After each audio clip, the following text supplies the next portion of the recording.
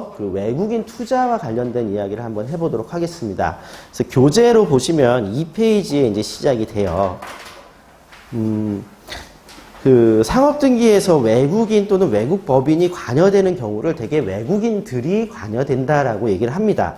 이때 우리가 회사 형태 중에서 그 유한회사나 한명회사나 합자회사나 유한책임회사 이런 것들은 거의 잘 안 다뤄요. 그래서 우리 전체 과정에서 유한회사 정도를 마지막에 한번 건드리게 됩니다. 그 외엔 다 주식회사 갖고 설명을 하는 게 맞아요. 왜 그러냐? 90% 가까이가 주식회사이기 때문에 주식회사의 그 부분에 대해서 각각의 이슈를 알고 있으면 나머지 회사의 특징에 대해서는 공부를 하셔서 접근을 하는데 1년에 한 번 할까 말까 합니다. 그러니까 유한회사는 그나마 좀 있어요. 근데 한명합자에서는 거의 없어요. 그러니까 합자회사는 저도 한 번인가 본 것 같고 한명회사는 가끔 할 때가 있습니다. 그게 뭐냐면 이 특수법인에 한명회사 준용하는 때가 있거든요. 그래서 그때 균형을 보는 것들입니다. 그러니까 거의 안 봐도 된다라고 생각하시고 주식회사 쪽을 꿰고 있으면 다 된다고 생각하시면 됩니다. 그래서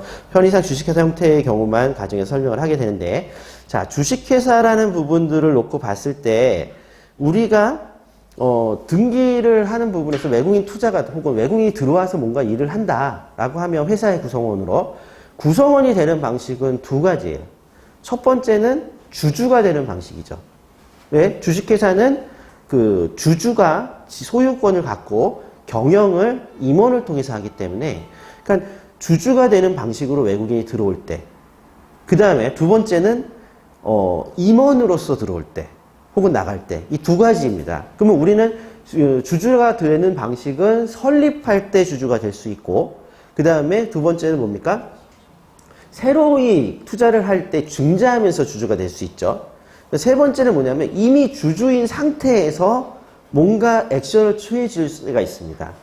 그런 상황들에서 그런 내용이 좀 다르고, 그 다음에 임원이 되는 부분에서는 뭡니까? 평이사나 감사로 들어오거나 나갈 때, 그리고 대표이사로서 들어오거나 나갈 때, 이런 내용들을 보면은 그때 원래 우리나라 사람이 했어야 되는 거 있잖아요. 그거를 외국인일 때는 어떻게 바꿔서 해야 되느냐, 이런 이슈로 접근을 하게 됩니다. 자, 그리고 이제 별도의 이슈는 뭐냐면 영업소라는 거 혹은 국내 지사라는 얘기를 한번 들어보셨을 거예요. 그게 뭐냐 하면은 그 국내 지사라는 표현을 쓰게 되면은 요거는 상법의 개념은 아니에요. 상법상에는 외국 회사의 영업소 등기라고 돼 있어요. 근데 이제 영업소란 명칭은 상법적으로 보면 회사의 영업의 그 활동의 무대가 되는 곳을 영업소라 한다. 그게 주된 영업소면 본점이라 하고 종된 영업소면 지점이라 한다. 이렇게 돼 있어요. 그러면 외국 회사의 영업소 이렇게 명칭을 해서 등기를 한다고 하면 외국 회사의 주된 영업소는 외국에 있죠. 결국 우리나라에서 영업소 설치 등기를 한다는 건 뭡니까? 지점을 설치한다는 얘기를 합니다.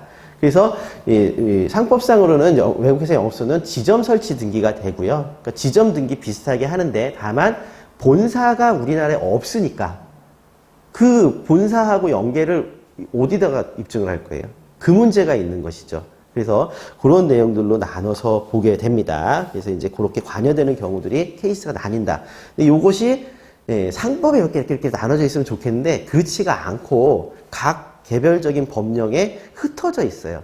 그래서 이게 정리되어 있는 것이 없습니다. 그러다 보니까 하시긴 할 거예요. 실제로 할 때 외국 사람 들어오면은 뭐뭐뭐 필요하지 하고 임시응변으로 하시긴 하는데 한번 좀 정리해서 체계적으로 왜 근거 법령이 뭐 때문에 하는지, 하는 건 똑같지만 결론은 똑같지만 왜 하는지를 좀 보자 이겁니다.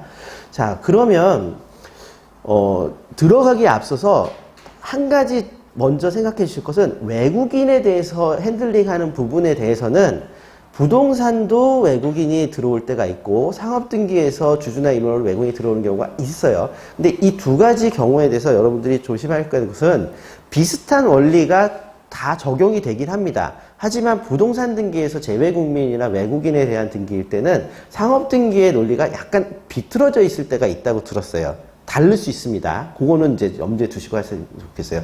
왜 다를까 생각을 해보면 각 법령이 부동산 등기법하고 상업등기법이 각각 발전이 돼 왔고, 그리고 부동산 등기는 권리자에 관한 권리 문제잖아요. 그러니까 좀 더 예민한 것 같아요. 상업등기는 이게 권리의 문제가 아니에요. 그쵸? 그러다 보니까 조금은 좀 더 약간 느슨한 부분이